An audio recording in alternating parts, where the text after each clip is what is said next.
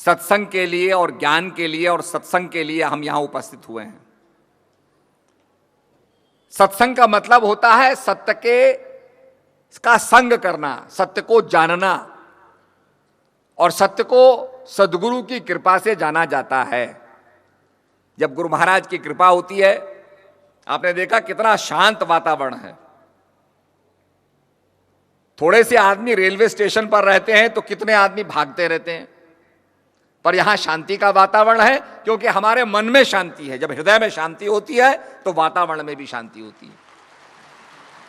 और यही ज्ञान का प्रचार अगर भारत के अंदर होगा तो आपके घर में शांति होगी, आपके गांव में शांति होगी, आपके शहर में शांति होगी, आपके भारत में शांति होगी, आपकी दुनिया में शांति होगी।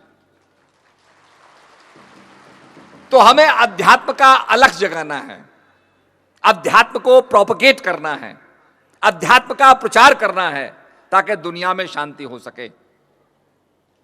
यहां कठिनाई है, बारिश हो रही थी तो सारा वातावरण भीग रहा था, पर इस कठिनाई में भी, जंगल में भी हम मंगल कर रहे हैं, क्योंकि हमारा एक लक्ष्य है।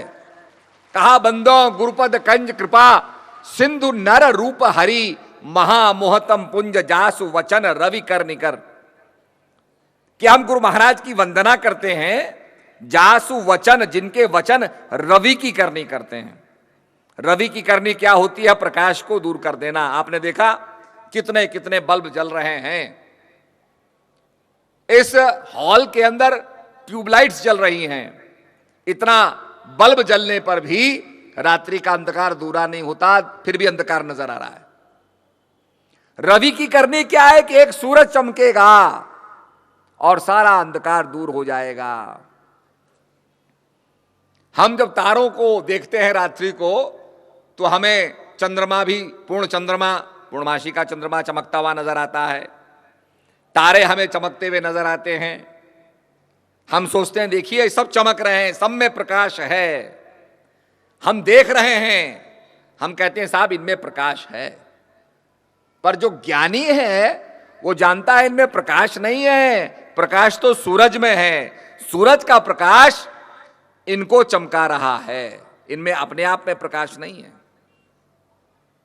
अगर सूरज ना हो तो चांद कैसे चमकेगा? सूरज ना हो तो तारे कैसे चमकेंगे? सूरज ना हो तो आपके नक्षत्र मंडल में प्रकाश ही नहीं होगा। अभी आपने देखा फ्रांस और स्विट्जरलैंड के बिल्कुल सरहद पर एक बहुत बड़ा न्यूक्लियर प्रयोगशाला लगाई गई है। टेलीविजन वालों ने तो दुनिया को डरा ही दिया था कि साहब वहां पर जो है बिग बैंग थ्योरी का एक्सपेरिमेंट होगा, धरती का प्रारंभ कैसे हुआ था उसका एक्सपेरिमेंट होगा, उसके अंदर ब्लैक होल पैदा हो जाएंगे और ब्लैक होल धरती को नष्ट भ्रष्ट कर देंगे। धरती खतरे में पड़ गई, धरती खत्म होने वाली है, पृथ्वी का अंत होने वाला है। सवाल है, हम प्रयोगशाला के अंदर प्रयोग कर रहे हैं, छोटी सी प्रयोगशाला है, और उस प्रयोगशाला में धरती कैसे बनी, बिग बैंग थ्योरी क्या है, शक्ति से कैसे मैटर पैदा हुआ, क्योंकि आइंस्टाइन का फॉर्मूला है, the Einstein equation is E equals to mc squared. तो एनर्जी से मैटर कैसे बना, यही प्रयोगशाला के अंदर उन्हें पता चलेगा। कुछ ऐसे एक्सपेरिमेंट्स हैं जो आपकी प्रयोगशाला में नहीं हो सकते हैं। उसके लिए उसको कंटेन करना, ऐसी मशीनों का निर्माण करना ताकि वो एटॉमिक रिएक्शन को कंटेन कर सके, इसके लिए बड़ी विशाल प्रयोगशाला बनी है। पर हम ऐसे युग में जी रहे हैं जहां आज पृथ्वी का रहस्य भी प्रकट होने वाला है। भगवान गीता में कहते हैं कि सबसे पहले मैंने सूर्य को ज्ञान दिया, वैवस्वान को ज्ञान दिया। विज्ञान भी कहता है कि पहले सूर्य था, सूर्य में विस्फोट हुआ, बिग बैंग हुआ। इसी एक्सपेरिमेंट को वो करने जा रहे हैं। भगवान एक तरफ ज्ञान की परंपरा को बताते, सूर्यवंशी परंपरा को बता रहे हैं। वो ज्ञान वैवस्वान के बाद मनु को प्राप्त हुआ, राजा इक्ष्वाकु को प्राप्त हुआ। तो कहने का मेरा मतलब है कि जो महापुरुषों ने कहा उसकी आध्यात्मिक भाषा है।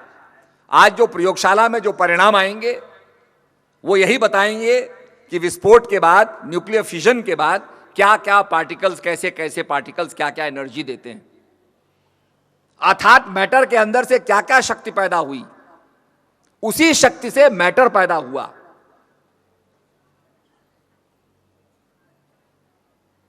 तो यह चीज समझने की है। तो आज ये सब चीजें हमारे सामने आएंगी, पर जहां हम प्रयोगशाला के अंदर प्रयोग करते हैं, धरती कैसे बनी इसका प्रयोगशाला में प्रयोग किया जाएगा, एक्सपेरिमेंट किया जाएगा। ऐसे ही संत कहते हैं कि तुम्हारा जो स्पिरिचुअल प्रयोग है, the spiritual experiment that should be with in you, तुम्हारी अंतर जगत की प्रयोगशाला में, तुम्हारे हृदय की प्रयोगशाला में यह स्पिरिचुअल एक्सपेरिमेंट होना है। और जब हृदय की प्रयोगशाला में एक्सपेरिमेंट होगा, मैटर से एनर्जी निकली, जो मैटर से एनर्जी निकलेगी उसी एनर्जी से मैटर जो है पैदा हुआ, यही हम समझना चाहते हैं। ऐसे ही जब हम हृदय के अंदर प्रयोग करेंगे, भक्ति के द्वारा, साधना के द्वारा, मन की एकाग्रता के द्वारा, तो हमारे हृदय के अंदर उस आध्यात्मिक प्रयोग से हमको अनुभव होगा। इसीलिए कहा गया कि प्रभु रोशनी है, गॉड इज लाइट, और उसके अंदर कोई अंधकार नहीं है। हमारे शास्त्र कहते हैं भगवान है, वेद कहते हैं भगवान है, शास्त्र कहते हैं भगवान है।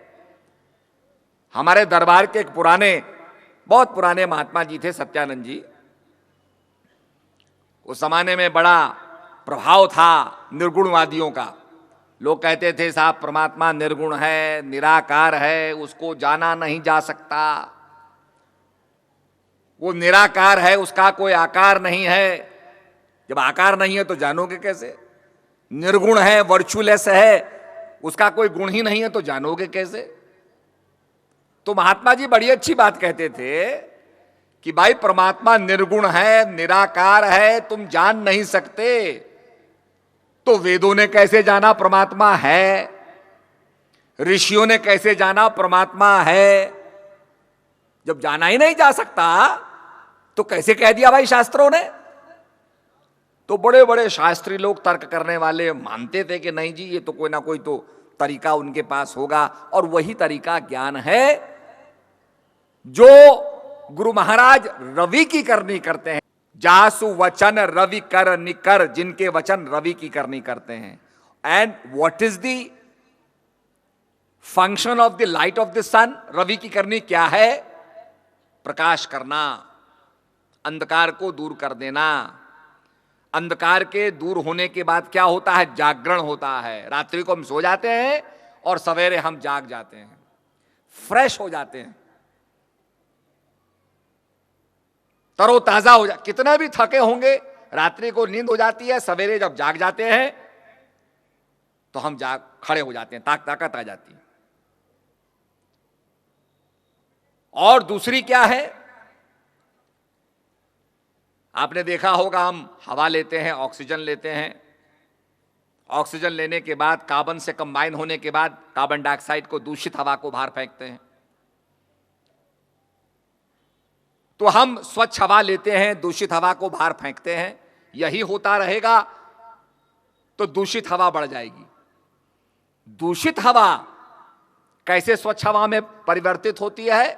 तो विज्ञान कहता है कि पेड़ों में जो हरा पदार्थ है, पेड़ों में जो हरा पदार्थ है, इस पर सूरज की रोशनी पड़ती है। हरे पदार्थ को कहा जाता है क्लोरोफिल।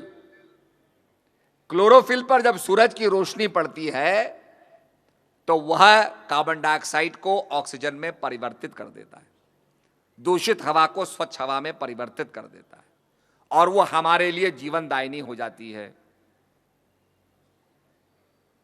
तो रवि की करनी क्या है? जागरण करना और जीवन प्रदान करना। तो सद्गुरु महाराज ज्ञान देके हमें जगा देते हैं, ज्ञान देकर के समाज में, हमारे जीवन में सद्भावना को स्थापित करते हैं और हमें आध्यात्मिक जीवन प्रदान करते हैं। इसलिए ज्ञान लेने वाले को द्विज कहा जाता है। एक ज्ञान मां बाप देते हैं और एक ज्ञान गुरु महाराज देते हैं। That is the second birth. That of the flash is of the flash and that of the spirit is of the spirit. The true master gives you a second birth. वो आपका आध्यात्मिक जीवन है जिसका हमें आभास होता है, जिससे हमारा एक्सपीरियंस होता है। तो आज प्रेमी सज्जनों, आज हमारे देश को भारत माता को सद्भावना की आवश्यकता है। भारत माता के जो पुत्र हैं, आज दुनिया में दो देशों का नाम आता है, एक चीन का और एक भारत का। और भारत को आगे बढ़ना है, भारत को शक्ति चाहिए। अभी हम नवरात्रों के अंदर शक्ति का पूजन करेंगे कि हे माता हमें शक्ति दो। या देवी सर्वभूतेषु शक्ति रूपेण संस्थिता नमस्तस्यै नमस्तस्यै नमस्तस्यै नमो नमः। शक्ति के पर्व को हम मनाएंगे।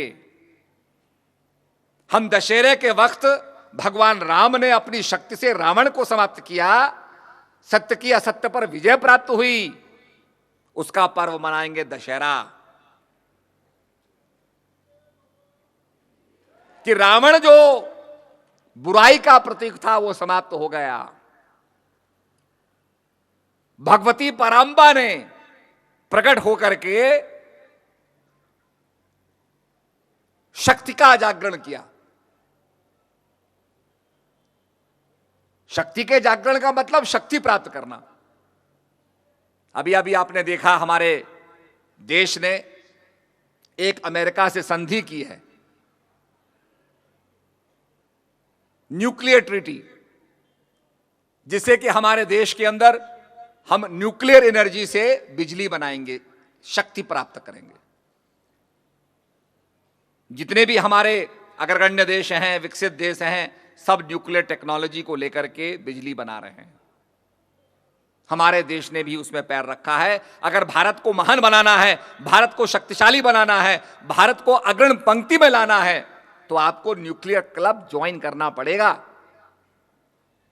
ताकि भारत शक्ति संपन्न हो सके। आज तो हम बिजली का खर्च कर रहे हैं, हर आदमी के पास मोबाइल फोन है, मोबाइल फोन को चार्ज करना पड़ेगा। जितनी मशीनें आपकी चल रही हैं, क्योंकि आने वाले समय में क्या होगा कि बिजली की कमी हो जाएगी, देश आगे बढ़ नहीं पाएगा। तो भारत का हम चाहते हैं कि भारत विकास करे, भारत आगे बढ़े, तो हमें बिजली प्राप्त करनी होगी। बहुत से लोग कहेंगे कि हमारी जल विद्युत योजनाएं हैं।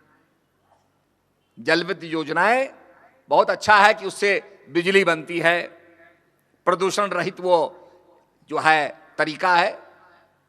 पर आजकल ग्लोबल वार्मिंग इतनी ज्यादा हो गई है कि बरसात हो रही है। अभी देखा आपने, बारिश पड़ रहा है, ये बरसात